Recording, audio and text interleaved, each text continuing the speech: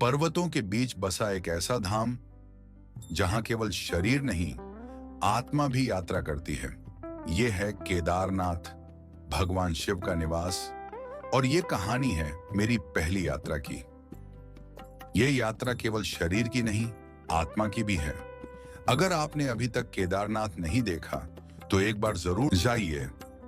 यह केवल एक तीर्थ नहीं, बल्कि आस्था, भक्ति और प्रकृति के अद्भुत संगम का नाम है। जय भोलेनाथ, हर हर महादेव। आइए चलते हैं केदारनाथ पालकी यात्रा की ओर। हर तीर्थ यात्रा की शुरुआत होती है आस्था से, लेकिन केदारनाथ की यात्रा में आस्था के साथ साथ हिम्मत, धैर्य और दृढ़ निश्चय भी चाहिए। साल का वो समय था जब बर्फ धीरे धीरे पिघल रही थी और प्रकृति ने केदार घाटी को फिर से जीवन दिया था। हमने हरिद्वार से शुरुआत की, गंगा आरती के दर्शन के बाद, और फिर रुख किया गौरी कुंड की ओर, जहां से शुरू होती है 16 किलोमीटर की पैदल चढ़ाई। केदारनाथ मंदिर उत्तराखंड के रुद्रप्रयाग जिले में स्थित है और यह 12 ज्योतिर्लिंगों में से एक है। मान्यता है कि महाभारत के युद्ध के बाद पांडव अपने पापों से मुक्ति के लिए भगवान शिव की शरण में गए थे। भगवान शिव उनसे नाराज होकर केदार की पहाड़ियों में छुप गए। यहां उन्होंने बैल का रूप धारण किया, लेकिन पांडवों ने उन्हें पहचान लिया। इसी स्थान पर शिव जी की पीठ प्रकट हुई, जहां आज केदारनाथ मंदिर स्थित है। पाली यात्रा एक परंपरागत, स्थानीय और सामूहिक यात्रा है, जो श्रद्धालु गांवों और नगरों से पैदल चलकर करते हैं। यह यात्रा केदारनाथ धाम तक भक्तों की श्रद्धा, निष्ठा और उत्साह को दर्शाती है।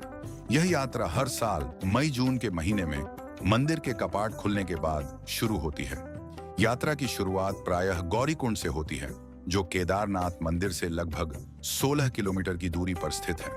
इस यात्रा में भक्तों को पहाड़ों, जंगलों और हिमालय की कठिन चढ़ाइयों को पार करना पड़ता है। हालांकि अब हेलीकॉप्टर, घोड़े और पालकी जैसी सुविधाएं भी उपलब्ध हैं, लेकिन बहुत से श्रद्धालु आज भी पैदल यात्रा को ही अपनी भक्ति मानते हैं। यात्रा के दौरान वातावरण में केवल बर्फ की ठंडक नहीं होती, बल्कि हर हर महादेव के जय घोषों की गर्मी भी होती है। रास्ते में जगह जगह साधु संतों के दर्शन होते हैं। भक्त भजन कीर्तन करते हुए चलते हैं। बर्फ से ढकी चोटियां, मंदाकिनी नदी की कल कल ध्वनि और घाटियों की गूंज, सब कुछ एक अलौकिक अनुभव प्रदान करता है। यह यात्रा शरीर की नहीं, आत्मा की होती है। उत्तराखंड की गोद में बसा 11वें ज्योतिर्लिंग केदारनाथ तक पहुंचना एक आस्था और साहस की परीक्षा है। हमारी यात्रा शुरू होती है मऊ से, ट्रेन और फिर बस से हरिद्वार, फिर ऋषिकेश होते हुए सोनप्रयाग तक। हर मोड़ पर हिमालय की खूबसूरती और भक्ति का भाव मन को छू जाता है। सोनप्रयाग से गौरीकुंड तक वाहन, और फिर शुरू होता है असली सफर, 16 किलोमीटर की पैदल यात्रा। पहाड़ों की चढ़ाई, बर्फीली हवाएं और हर हर हर महादेव की गूंज, ये सब मिलकर इस यात्रा को अविस्मरणीय बना देते हैं। जय भोलेनाथ, हर हर महादेव।